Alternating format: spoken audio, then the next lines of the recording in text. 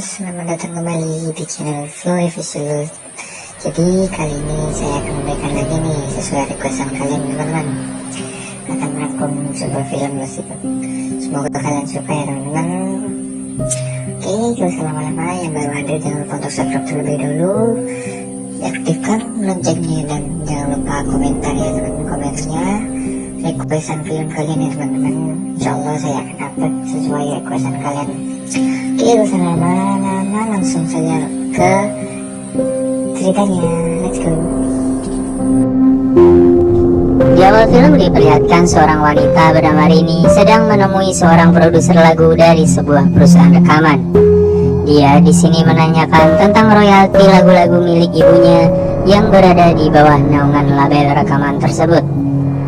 Produser itu mengatakan bahwa pemasukan dari lagu-lagu ibunya Rini sudah semakin sedikit, mengingat ibu Rini sudah tua dan telah sakit selama lebih dari 3 tahun, sehingga membuat orang-orang telah melupakan dan juga tidak mengenalnya. Rini pun akhirnya pulang dengan sedikit kecewa. Sampainya di rumah, Rini langsung menemui ayahnya yang sedang memperbaiki kursi di belakang rumah.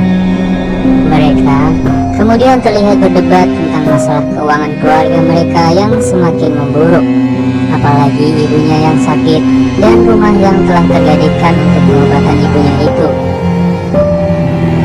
Ini bilang kepada ayahnya bahwa seharusnya rumah mereka dijual dari dulu. Namun ayah Rini berkata, bagaimana mungkin menjual rumah dengan cepat, karena ibunya membutuhkan uang untuk biaya pengobatannya dan tidak mungkin menunggu rumahnya terjual untuk mengobati ibunya. Kemudian Rini masuk ke dalam rumah. Dia lalu mendengar suara lonceng dari kamar ibunya. Rini pun kemudian segera menuju kamar ibunya itu. Di sini terlihat sepertinya ibu Rini sedang ketakutan dan melihat ke arah dinding rumahnya. Rini yang merasa aneh kemudian memeriksa keadaan dinding rumahnya, namun tidak ada apa-apa. Setelah membereskan kamar ibunya, Rini kemudian turun meninggalkan ibunya sendirian di kamar. Malamnya, ayah Rini seperti sedang menunggu seseorang di depan rumah. Kemudian datanglah anak kedua mereka yang bernama Tony pulang dari sekolah. Sang ayah bertanya kepada Tony, kenapa dia pulang sampai larut malam seperti ini? Tony pun menjawab bahwa dia sedang menikmati hari-hari terakhir bersama motor kesayangannya itu. Sepertinya keluarga mereka begitu sangat kesulitan dengan keuangan, sampai-sampai ayahnya harus menjual motor milik anaknya tersebut. Rini kemudian menyuruh adiknya Tony untuk melihat keadaan ibunya yang sedang sakit tadi. Saat Tony sedang mengelus-elus rambut ibunya, tiba-tiba dia dikagetkan dengan pintu jendela kamar ibunya yang terbuka sendiri. Kemudian Tony segera menutup jendela kamar yang terbuka karena tertiup angin. Tiba-tiba saat Tony memalingkan wajahnya, dia melihat ibunya seperti sedang melihat ke arahnya dengan tatapan yang sangat aneh.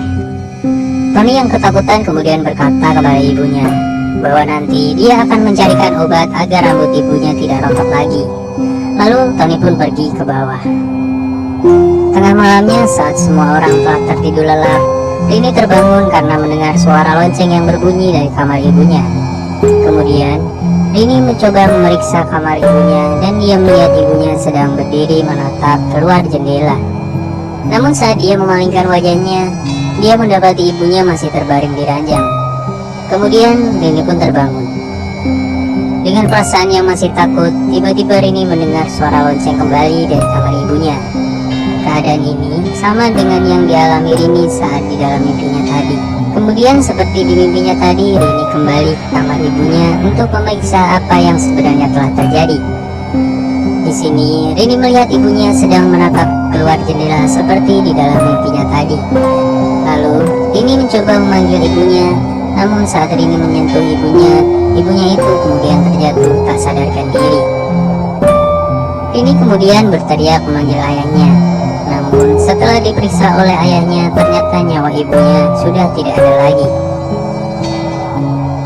Saat itu di pemakaman, setelah ibunya selesai dimakamkan, ayah Rini sepertinya sedang berbicara kepada seorang ustadz di kampung itu.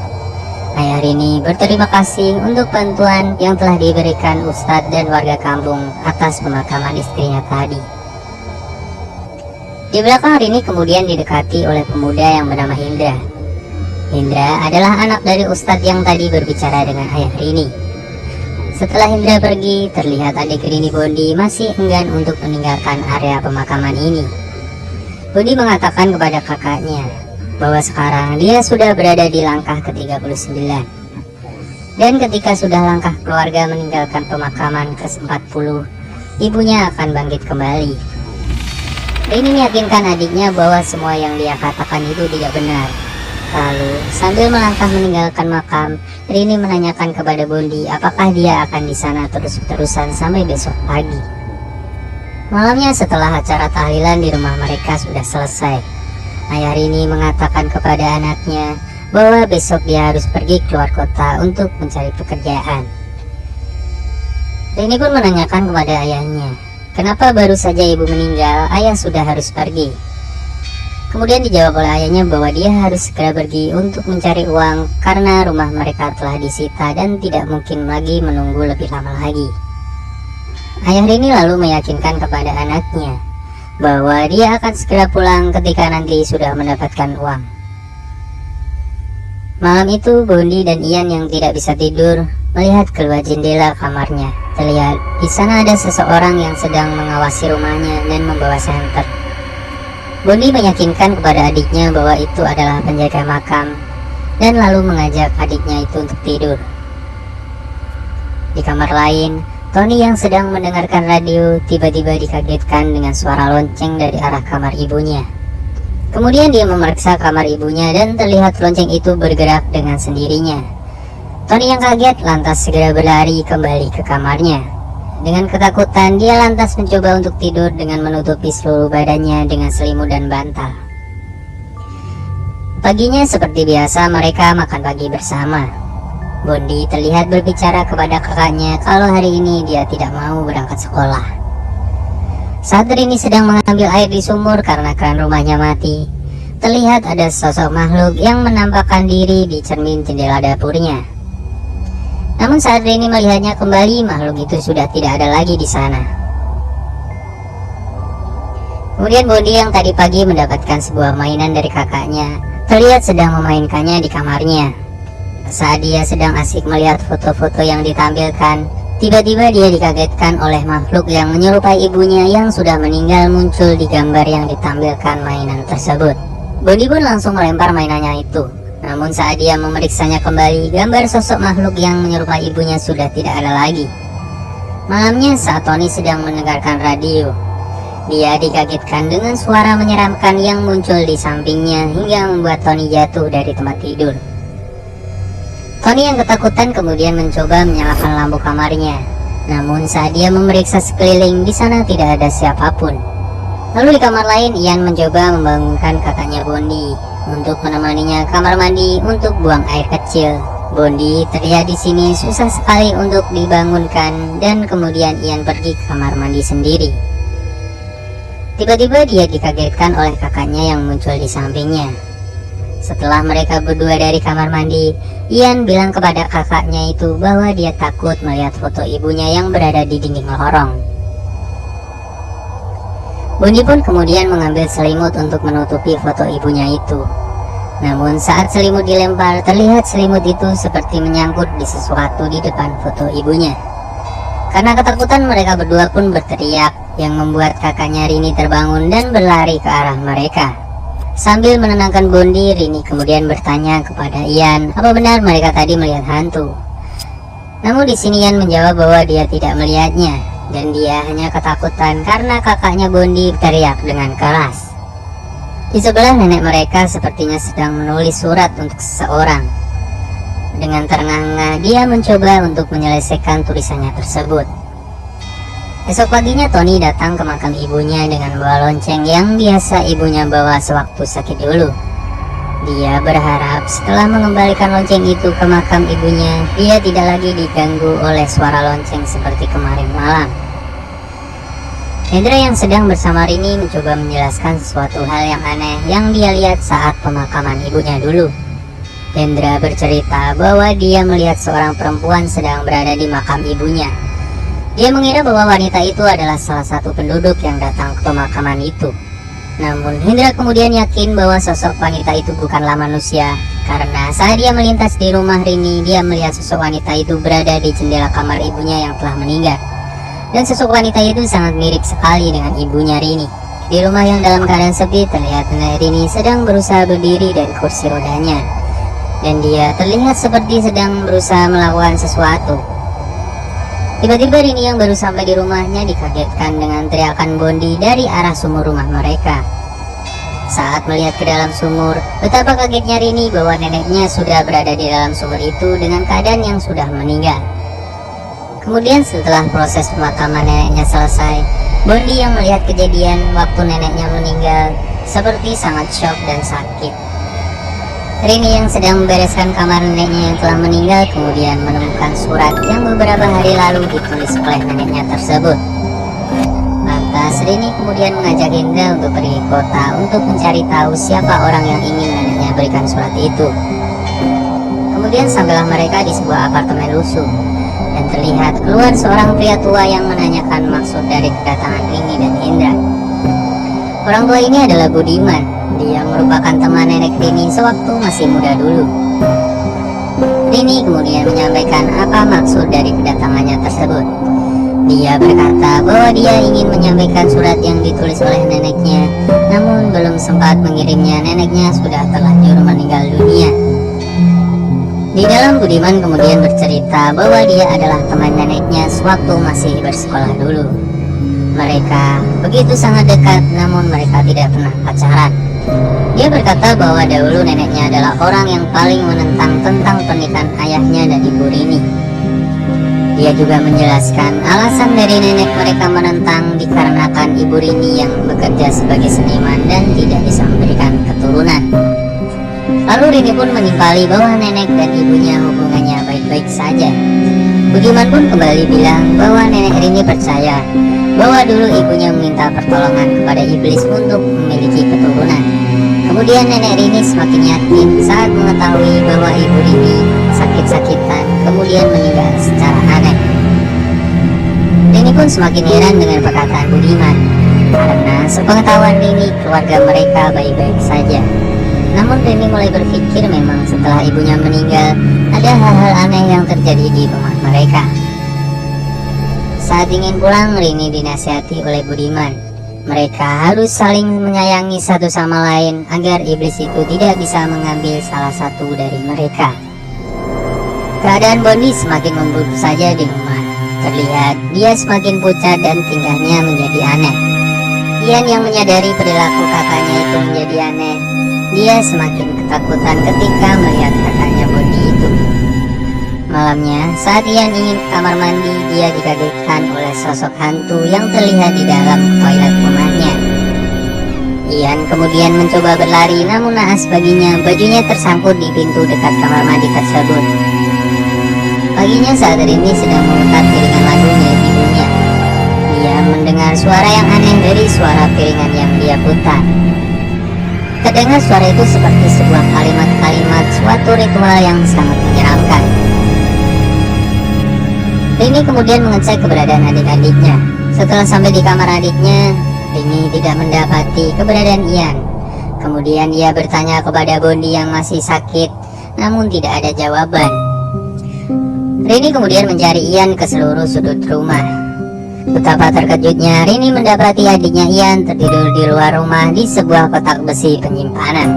Rini kemudian membangunkan Ian dan mengajaknya masuk. Di sini Rini berpesan kepada Ian bahwa dia harus memberitahu kepadanya atau kakak-kakaknya kalau ada apa-apa yang sedang menimpanya. Lalu Tony yang datang dari kamarnya berbicara kepada kakaknya Rini. Dia menjelaskan bahwa di majalah misteri yang dia baca menceritakan sebuah sekte kesuburan. Sekte ini menyasar kepada mereka yang tidak bisa memiliki keturunan. Dia lalu curiga kalau dulu ibunya masuk ke sekte tersebut. Kemudian dia menerangkan bahwa sekte ini memiliki syarat, yaitu anak yang terakhir nanti akan diambil oleh sekte tersebut setelah umurnya 7 tahun. Dan di sini adik mereka Ian 3 hari lagi akan berulang tahun ke-7. Melihat kakaknya Rini yang belum percaya dengan omongannya, Tony kemudian memperlihatkan sebuah foto lama dari keluarga mereka. Dia mengatakan bahwa dulu ketika dia ikut ibunya untuk sebuah acara, orang-orang aneh ini selalu ada di sekitar ibu mereka. Rini kemudian bertanya kepada Tony, bagaimana cara sekte itu untuk mengambil anak terakhir dari anggota yang ikut sekte itu. Tony pun bilang menurut isi buku misteri itu, disebutkan bahwa nanti anak terakhir akan dijemput oleh mayat hidup. Kemudian Ian datang dan berkata bahwa dirinya lapar. Saat Rini hendak mengambilkan makanan untuk adiknya, tiba-tiba terlihat dari kaca di lemari ada neneknya yang sedang duduk di kursi roda di sampingnya. Rini kemudian memanggil Hendra dan ayahnya yang seorang ustadz. Di sini setelah melihat isi rumah Rini, ustadz tersebut menyuruh Rini dan adik-adiknya untuk sholat agar terhindar dari godaan makhluk-makhluk yang tak kasat mata yang sedang mengganggu keluarga mereka. Malamnya saat Rini selesai sholat, dia dikagetkan oleh sosok hantu yang menyerupai ibunya berada di depannya. Rini pun kemudian berteriak ketakutan. Kemudian dia membawa semua adiknya pergi ke rumah Indra untuk menyelamatkan diri. Paginya Rini dan Indra juga adiknya Tony mulai membahas bagaimana cara untuk mengusir makhluk-makhluk itu yang telah meneror keluarga mereka. Kemudian tiba-tiba telepon rumah Indra berbunyi. Indra kemudian bilang kepada Rini bahwa tadi yang telah menelpon itu adalah Budiman. Budiman berkata bahwa ada hal penting yang ingin dia katakan kepada Rini dan Indra. Indra pun berangkat sendirian untuk menemui Budiman. Sampainya di rumah Budiman, Indra diberikan sesuatu oleh Budiman dan mengatakan bahwa kalau surat ini tidak sampai segera ke tangan Rini, semua akan menjadi terlambat. Namun naas bagi Indra, saat perjalanan pulang dari rumah Budiman, dia mengalami kecelakaan dan membuatnya meninggal dunia. Setelah pemakaman Hendra selesai, terlihat ayah Hendra begitu sangat terpukul. Malamnya, saat Rini sedang di meja makan, dia merasa ada sesuatu yang aneh yang terjadi di sekitar rumah ini. Rini lalu melihat keluar jendela. Dia kemudian melihat ada yang sedang mengawasi rumah kediaman ustadz tersebut. Kemudian saat dia hendak memuji jendela, tiba-tiba tangannya seperti ditarik oleh seorang dari luar. Lalu Rini berteriak dan adik-adiknya pun datang mencoba menolong kakaknya tersebut. Setelah itu mereka bertiga berlari ke depan rumah dan dikagetkan dengan kedatangan ayahnya di sana. Ayah Rini kemudian mengajak mereka semua pulang kembali ke rumah mereka sendiri. Di rumah terlihat ayah Rini menangis sambil memeluk foto dari istrinya. Dia kemudian bilang kepada anak-anaknya untuk berkemas karena besok ayahnya akan mengajak mereka untuk pergi ke kota semua. Rini yang belum tertidur kemudian menemui ayahnya yang sedang di kamar ibunya. Dia bertanya apa yang dikatakan ayahnya kepada ibunya saat malam sebelum ibunya meninggal itu. Tony yang sedang mengantar Ian untuk buang air kecil kemudian dikagetkan dengan pintu kamar mandi yang tertutup sendiri. Tony kemudian berteriak memanggil ayah dan juga kakaknya Rini. Kemudian ayahnya mendobrak pintu kamar mandi itu dan terlihat Ian ditarik ke dalam sumur rumah mereka oleh hantu-hantu yang sedang mengganggu mereka. Kemudian ayah Rini masuk ke sumur itu untuk mencari Ian. Setelah menemukannya, mereka melihat ke arah pintu luar dan terlihat banyak orang-orang aneh yang sedang mengelilingi rumah mereka. Rini kemudian keluar dan berteriak menyuruh orang-orang itu untuk pergi dari rumah mereka. Kemudian saat mereka sedang di ruang tamu, terlihat kursi roda milik neneknya bergerak kemudian terbang ke arah mereka. Keadaan semakin mencekam saat mereka mendapati perabotan-perabotan rumah mulai berterbangan ke sana kemari. Rini, Tony dan juga ayahnya kemudian terseret dan terjebak di kamar dan tidak bisa keluar. Terlihat Ian seperti melayang dan akan ditangkap oleh hantu-hantu tersebut. Lalu Bondi segera menangkap adiknya tersebut dan keadaan pun kembali normal kembali. Ayah Rini kemudian berlari keluar rumah. Dia kemudian berteriak kepada orang-orang yang sedang mengelilingi rumahnya bahwa mereka tidak akan pernah bisa mengambil salah satu dari anak-anaknya. Terlihat orang-orang tadi kemudian seperti melepaskan sesuatu dari tangan mereka. Paginya mereka terlihat sedang berkemas-kemas untuk meninggalkan rumah itu. Namun mobil yang akan mengangkut mereka dan juga barang-barangnya tidak kunjung datang sampai malam hari datang kembali. Malamnya, Rini yang penasaran dengan surat Budiman kemudian membuka surat itu lalu membacanya. Di sana tertulis bahwa anak terakhir dari anggota pemujaan setan bukan diambil untuk dikorbankan.